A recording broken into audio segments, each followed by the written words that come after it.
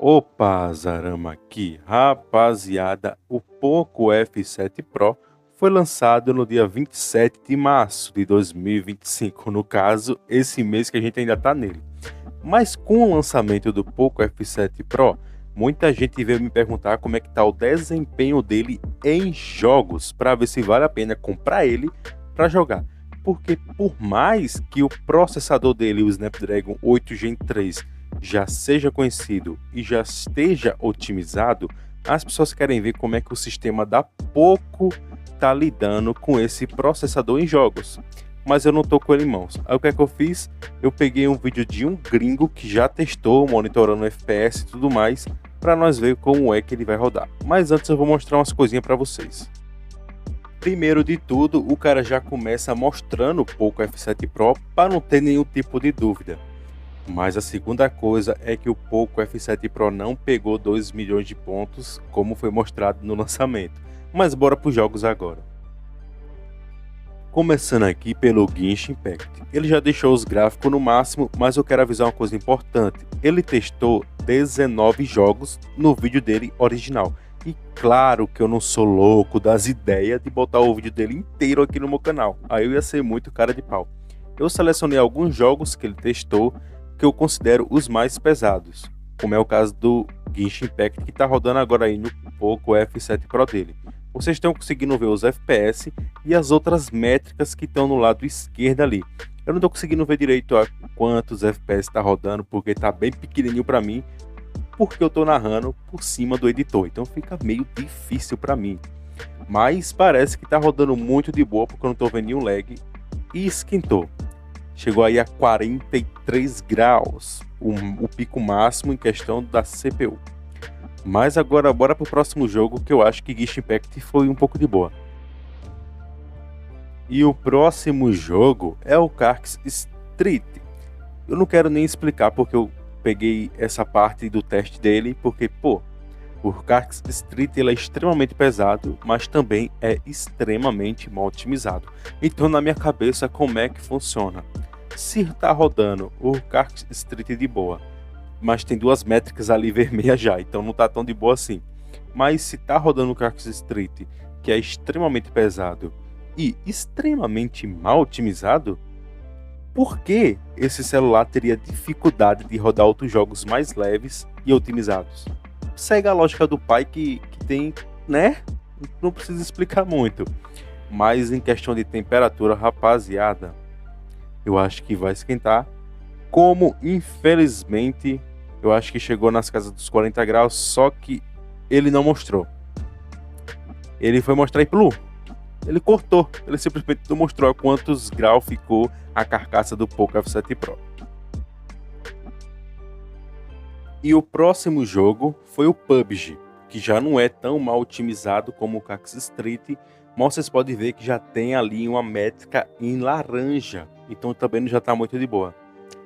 Infelizmente vai chegar aquela rapaziada nos comentários aí, né? Ah, ele tá enfrentando o boot, que sei lá o que, rapaziada, não tem o que fazer. Eu não consegui encontrar ninguém que testou o Poco F7 Pro no PUBG que tem uma conta completamente avançada aqui na partida só tem a Play. Eu não consegui achar. E lembrando, enquanto eu vou falando, vai prestando atenção também nos FPS. Porque eu não tô prestando atenção nos FPS, porque eu não tô conseguindo enxergar essa desgrama. Porque tá muito longe, enquanto eu tô narrando aqui por cima do editor. Mas aparentemente tá rodando bem de boa no modo Battle Royale. Mas também, né, apertando só boot e esquentou 42 graus. Esquentou menos que o Genshin Impact.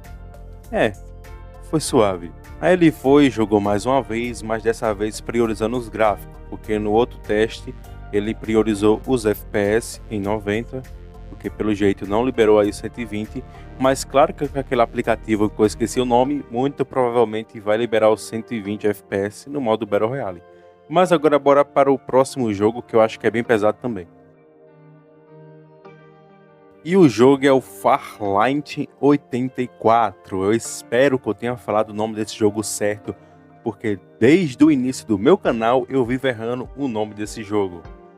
E vocês podem ver que apareceu bem rapidamente ali duas métricas vermelhas, agora uma.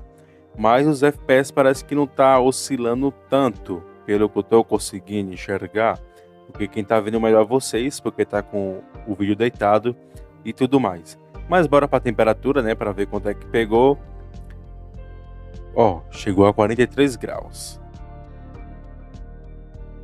E os jogos que eu peguei do teste dele foram esses, porque na minha cabeça esses jogos são os mais pesados e alguns, como o caso do Cactus Street, mal otimizado, meu amigo, porque pensa em um jogo do caramba. Mas eu quero que você comente se você acha que ele foi bem nos jogos, porque na minha opinião, ele tem o Snapdragon 8 Gen 3 e alguns jogos ele não esquentou tanto. Não esquentou tanto, como foi o caso do PUBG. Agora no caso do Genshin Impact, chegou em 43 graus, por exemplo, que já foi um pouquinho mais, né, mais alto. Mas claro que um teste bem feito seria como? Ele pegar um jogo específico e passar horas jogando esse jogo, aí no final ver o resultado. Isso sim que é um teste, porque ninguém vai jogar 5 minutos de um jogo.